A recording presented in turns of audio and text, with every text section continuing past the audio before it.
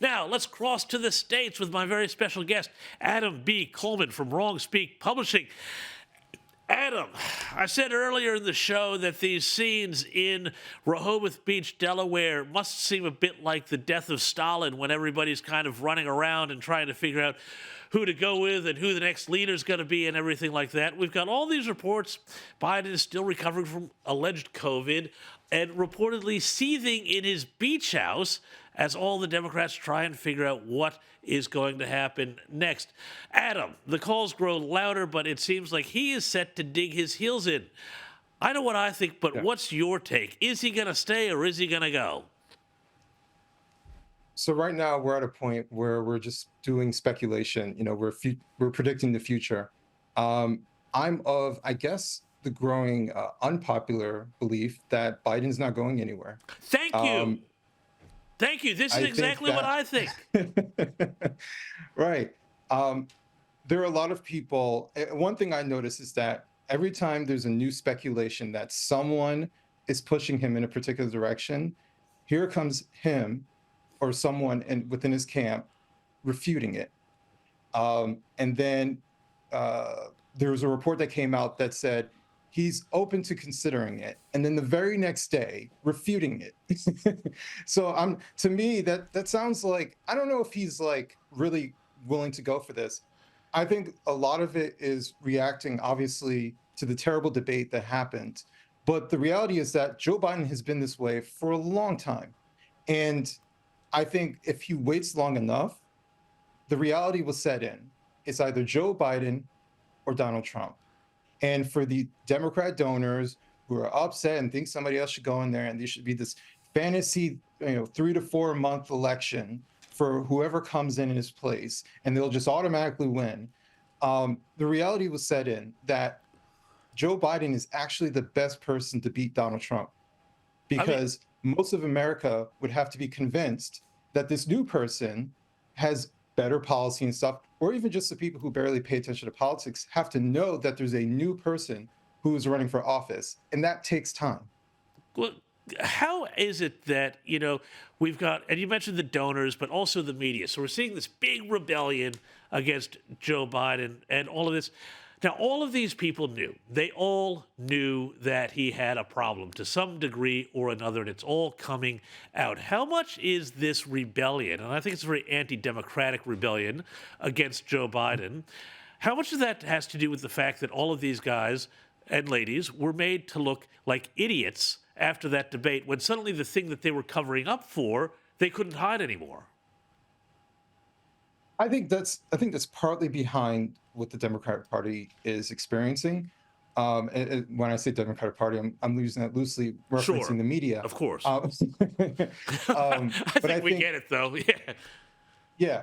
But I think it's much of the same vein. You have the donors, you have the believers in the Democratic Party, much of them infused into the media as well. You have everybody all at the same time pushing for this man to be pushed out of office, or actually pushed out of for re-election. So I think it's the same motivations, it's the same feeling.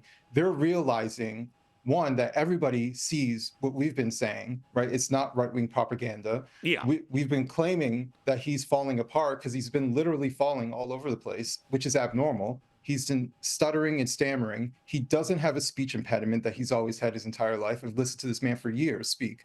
He never stuttered, whatsoever. So the lies are easy to show that this is all true. And I think that the media is, yes, feeling embarrassed, but also realizing that everyone sees behind the veil. And the easiest thing for them to do is try to push Joe Biden out and put somebody else who's younger. Yeah, I mean, sure, but they don't have any sort of succession plan. And the thing, too, is that they also don't have an answer if they have him step down. I'd love to hear your thought on this. If they have him step down, the great problem is, how do they say, oh, but he's okay to be president? He just can't run for office. I mean, how does that work? Right. Well, because they're playing off a technicality of they don't think he's capable of beating Donald Trump, right? But they're not saying that he's incapable of running the country, right? So those are two separate things. Donald Trump looks more mentally capable than Joe Biden does.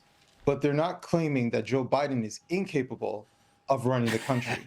So it's that kind of him and a haw in between the two.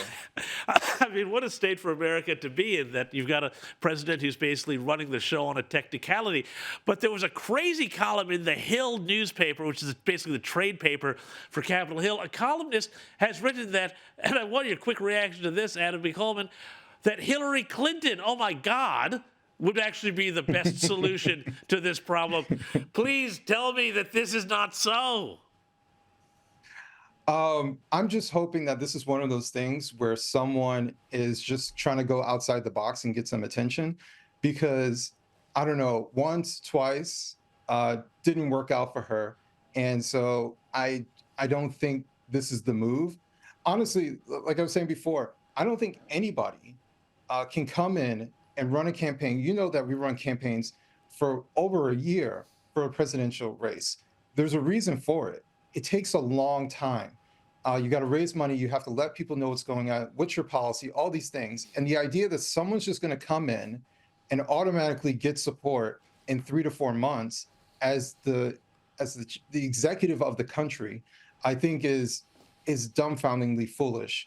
So I don't think anybody who's worth actually being the president of the United States would want to take this role. Indeed. Look, I think you're right. It's a tough job. Who would want it? Adam B. Coleman from Wrong Speak Publishing, thank you so much for joining me tonight.